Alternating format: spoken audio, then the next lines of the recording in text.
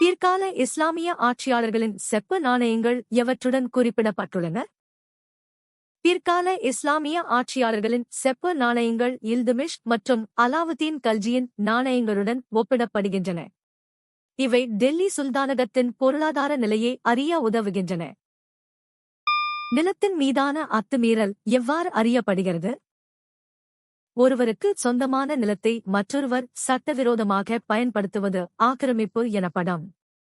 இது நில உரிமையாளரின் சட்டப்பூர்வ உரிமைகளை மீறும் செயலாகும். ஜெர்மன் சமய பரப்பாளர் பார்த்தலோமியோ சீகன்பால்க் தமிழ்நாட்டில் முதல் பள்ளியை எங்கு தொடங்கினார்? பார்த்தலோமியோ சீகன்பால்க் 1706 இல் தரங்கம்பாடிக்கு வந்து அங்கு ஒரு அச்சுக்கூடத்தையும் பள்ளியையும் நிறுவினார். இவர் விவிலியத்தை தமிழில் மொழிபெயர்த்த பெருமைக்குரியவர். அவுரிச் செடி பயிரிடுவோர் குத்தகை விவசாயிகளைக் கட்டுப்படுத்த பயன்படுத்திய ஒரு முறை என்ன? அவுரி பயிரிடுவோர் விவசாயிகளுக்கு தாதன் எனப்படும் முன்பணத்தை வழங்கி அவர்களை கடனில் சிக்க வைத்தனர். இதன் மூலம் மிக குறைந்த விலையில் அவுரியை பெறுவதை அவர்கள் உறுதி செய்தனர். நவீன உபகரணங்கள் வழங்கப்படவில்லை. ஜப்பானியர்களின் மூதாதையர்களில் சிலர் எந்த பகுதியிலிருந்து குடிபெயர்ந்தனர்? ஜப்பானியர்களின் மூதாதையர்களில் ஒரு பிரிவினர் கொரிய தீபகற்பத்தின் வழியாக ஜப்பானிய தீவுகளுக்கு குடிபெயர்ந்ததாக வரலாற்றுச் சான்றுகள் கூறுகின்றன.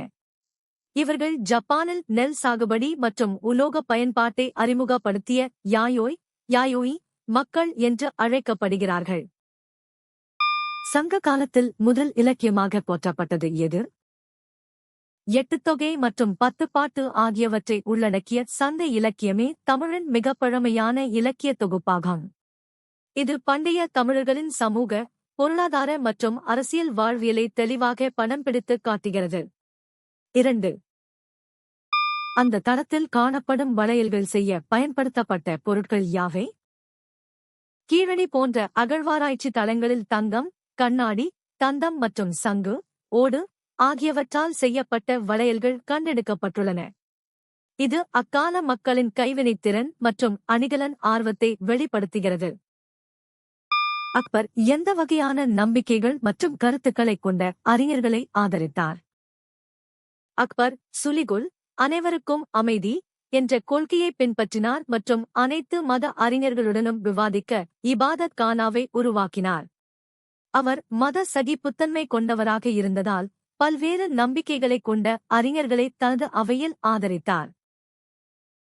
5-6 அக்டோபர் 1789 அன்று என்ன குறிப்பிடத்தக்க நிகழ்வு நடந்தது?